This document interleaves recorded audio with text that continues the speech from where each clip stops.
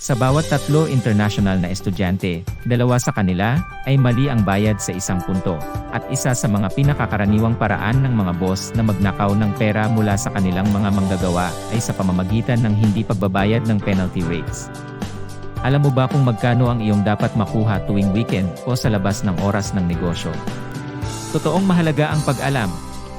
Tayo'y magsimula sa penalty rates. Ito si Joseph. May part-time siyang trabaho sa isang cave, at siya ay nagtatrabaho tuwing weekend. Tuwing Sabado, dapat bayaran si Jose ng hindi bababa sa $30.10 bawat oras.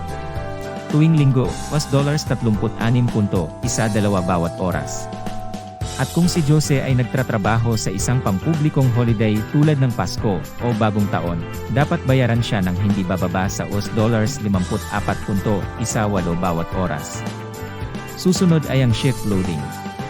Si Isa ay nagtatrabaho sa construction at nagsisimula ng maaga sa umaga. Kapag si Isa ay nagtatrabaho bago magnegatibo, 6 ng umaga, o pagkatapos ng 8 ng gabi, dapat bayaran siya ng karagdagang $3.7 bawat oras. Sa isang taon, ito ay nagmumula sa higit sa $2,000.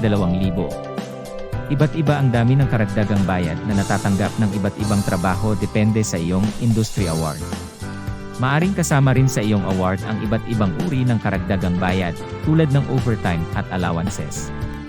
Kaya ang pag-alam ng iyong award ay mahalaga upang tiyakin na tama ang iyong sahod. Kung hindi mo alam kung magkano ang dapat mong bayaran, maaari mong kontakin kami para sa libre at kumpidensyal na tulong. At kung naniniwala kang binabayaran ka ng kulang, mayroon kang hanggang 6 na taon para maghain ng reklamo.